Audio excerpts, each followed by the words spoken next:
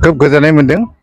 बेजों लोगोसे आङो गोदान बोसोरनि बयनिसिमबो चिरां जिल्ला दुलाराय बाथौ गौथुमनि जानानै बयनिसिमबो गाहाम हामलायनाय आरो गाहाम देहा हास्थायनाय थाबाय। खोब गोजोननाय मोनदों दिनैहाय आं बेवहाय आलासि महरै फैनो मोननायखौ। दिनै बिथांमोनहा 13थि रंजालि बैसागु फोरबो फालिनाय बे हाबाफारिखौ लादों। दा बे हाबाफारिनि बायदियैनो आंखौ लांदां बैसागु फालिनायनि जेनाखि बेखेवनाय बे बेखेवनाय हाबाफारियाव आंखौ आलासि लेंहरनाय बायदि आङो दिनैहाय बेखेवनानै होबाय आरो दा मोसाबाय, बयबो रंजाबाय। जोङो जिहेथु मिथिंगाजों सोमोन्दो दङ गोदोनिफ्रायनो बर'फोरनि रायजो जानाया। बे मिथिंगाजों सोमोन्दो लाखिनानैनो जों दिनैहाय जेरै मिथिंगाया रंजाखाङो, जोंबो मिथिंगानिनो मोनसे बाहागो हिसाबै जोंबो रंजायो। जिहेथु जों जिबि, गासै जिबियानो रंजायोब्ला मानसियाबो जिहेथु जिबियावनो गोग्लैयो।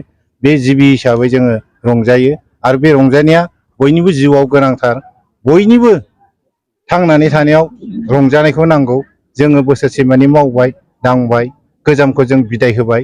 बिदाय होनानै थांनाय समफ्राव जों जिनाखि खामानि मावदोंमोन बे मावनायाव जाफुंनाय जाफुङै बेफोरबायदि थाबाय। जोङो फिथाइ मोननाय मोनै बेफोर थाबाय।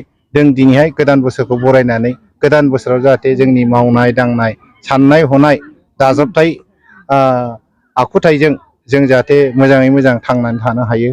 दा बेखौनो नोजोर बोनानै बैसागु फालिदों आरो रंजादों आरो बे फालिनाय आरो रंजानाया खोब ओंथि गोनां जादों होननानै आं दिनैहाय सानदों आरो। सिगांनि बर'फोरनि रंजालि बैसागो फालिनाय आरो दानि बर'फोरनि रंजालि बैसागो फालिनाय जोबोद सोलायनाय नुनो मोनबाय। नाथाय दासिमावबो गोबां गामिफोर दङ माने गोदोनिखौनो लानानै माने दानि बोथोरजों खाब जायै मोनसे बैसागु फालिनाय जों नुनो मोनबाय थायो। दा बे बेलायाव नोंथाङा मा बुंगोन?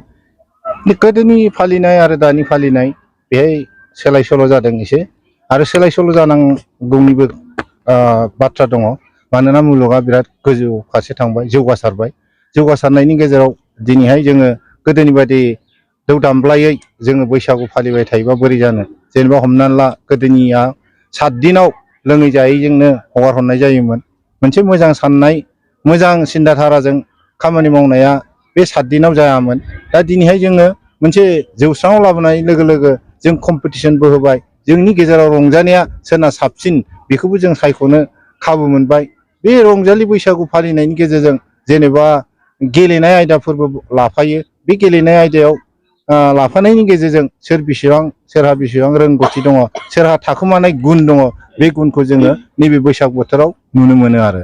दा आं आसा थिदों गोदोनि थारखौबो नागारनानै जाया, ट्रेडिसनखौ जों नागारनो नाङा गुबैखौ। मानोना आं सासे मडेल भिलेजनि मानसि, आङो दांथल गामिनि। मडेल भिलेज जेब्ला जायो जोंखौ गुवाहाटि इउनिभारसिटियाव फोरोंदों। बिथांमोना फोरोंफैनायाव बुंदों जेब्लाबो गावनि गुबै ट्रेडिसनखौ दानागार होनदों। जेब्लानो नागारबाय अब्लानो जोंनि हारिमुनि सिनायथिया गोमाबाय। ओंखायनो बुंदों lost to culture, lost to identity. दा जोंनि हारिमुखौ जोङो जेब्लाबो लाखिबाय थानांगोन। खालि एसे बबेबा बयजोंबो गनायजाथाव नङाबा बेखौ नागारनानै जों गनायजाथाव महरै फोसाबनायनि गेजेरजों जोङो रंजाबानो जाबाय आरो। दा बेखिनियानो। आथिखालाव बैसागु मोसानाया माने रेडिमेड मेथाइफोरजोंसो जों बांसिनै रंजानाय नुनो मोनो। नाथाय गोदो गोदाय जों नुनो मोनोमोन जे खाम जथा सेरजाजोंसो माने रंजानाय नुनो मोनोमोन। दा बे बेलायाव मा बुंगोन? दा बेहाय एसे साननो गोनां जादों। बेबायदि रेडिमेडआवल' थांनानै जोङो मोसायोबा जोंनि जेनाखि रोंनांगौ बे गैया जालांगोन। रेडिमेडखौल' नागिरोबा दा दिनैहाय जुगा मोनसे सोलायनाय फैगासिनो दङ। मोनजानो लुगैयो, जानायावबो जों रेडिमेडखौसो जानो लुगैयो, बेखौ गोथाव मोनो। थिग बिदिनो जोंनि जेनाखि मोसानाय बेवहायबो जों केसेटजों मोसानो लुगैयो। नाथायब्ला जोङो दिनै चिरां जिल्ला दुलाराय बाथौ गौथुमनि जानानै आं बेखौनो बुंगोन, जों बेखौ जोङो जेब्लाबो माबा होनाय जाया, लाइ होनाय जानाय नङा। दा जोङो गावनो खनथारनाय, गावनो दामनाय, जयै मोसानायानो होन एबा देमसि मोसानायानो होन, जोङो बे हाबाफारिखौ लागासिनो दङ। दिनैहाय लाबोयै लाबोयै जोङो गोबाव बोसोर फालिबोबाय। देग्लाय 34थि जाफैबाय जों चिरां जिल्ला हिसाबै। दा बेवहाय जोङो बे जिनिसखौ लाखिबाय थालांगोन आरो जोंनि दामजु दामनानै जेनाखि मोसानाय खननाय बेखौ जोङो जेब्लाबो लाखिबाय थालांगोन।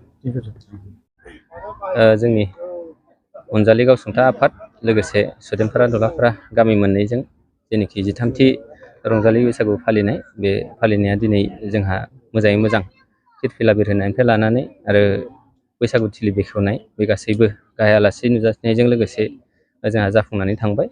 जोङो सिगांनि समनिफ्रायनो बे हाबाफारिखौ लाबोबाय थानाय जादों। सिगांफ्राव जोङो फिसा फिसौ खुंबोनाय जायोमोन, नाथाय देग्लाय एसे साबसिनै जोङो खुंनो होननानै थागथियारि खालामनायजों लोगोसे जोंहा दिनै बे खुंनाय हाबाफारिया मोनसे मेहेरगोनां हाबाफारि जाबाय होननानैबो जों बुंनो हागोन। दिनै खारन जेनोखि खुंजेननाय हाबाफारि आरो बेखेवजेननायावनो मोजां जादोंब्ला उननि हाबाफारिफ्राबो मोजाङै मोजांनो जालांगोन, आं बेखौ मिजिंथिदों।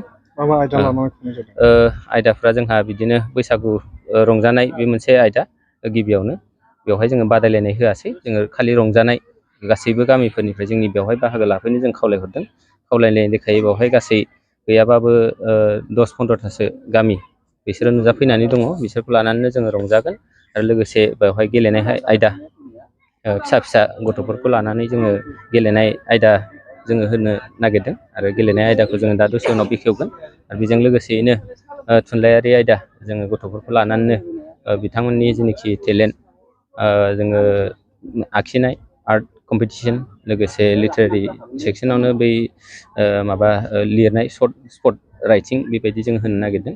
दा बेवहाय उननि समाव जोङो बे फंबाय उन्दैमोनखौ लानानै जोङो बे हाबाफारिफोरखौ मावफुंलांबाय थानाय जागोन आरो। जासिगोन ना? जोङो बे जोंनि देग्लायनि 13थि रंजालि बैसागु खुंनायजों लोगोसेयैनो गासैबो नोंथांमोन नुजाफैनो हानाय बेवहाय मिडिया नोंथांमोननिसिमबो जोंनि गामिनि जानानै लोगोसे रंजालि गावसुंथाइ आफादनि जानानै गाहाम हामलायथि बैसागु बोथोरनि बावबाय। लोगोसे बे ओनसोलनि गासैबो रायजो राजा साननो हनो गोरों व्यक्तिफोरनिसिम आरो लोगोसे समाजफोरनिसिम जोङो रंजालि बैसागु बोथोर देग्लायनि जेनोखि बैसागु बोथोर बिनि गाहाम हामलायनाय जासिबाय। आरो जेनोखि देग्लायनि बोसोर, गोदान बोसोर, बेजों लोगोसे नैबे बोसोरा बयनिबो थाखाय गोजोन आरो मोनसे जौगासारनाय थासारि लाबोनानै होफैथों, बेखौ जोङो आफा इसोरनिसिम मिजिंथिबाय। बयनिसिमबो गाहाम हामलायनायखौ जासिहरबाय। गामियाव माबायदि फालिनो होननानै थांखि लानाय जादों? गामियावथ' सिगांनिफ्रायनो जोङो फिसा फिसा खुंबोबाय थादोंमोन, नाथाय देग्लाय एसे साबसिनै खुंनो हानायखौ मोननानै गोजोननायबो मोनदों आरो। न'खर न'खर गिदिंनाया गाबोननिफ्राय जागोन। बेवहाय जोङो ज' ज'यैनो खाम सिफुं जथा लानानै जोङो न' न' हाबनानै बेरायगोन। बेवहाय बयनिबो न' न' बेरायनानै जोङो बयनिसिमबो गोजोननायखौ जासिबोगोन आरो रंजाबोगोन।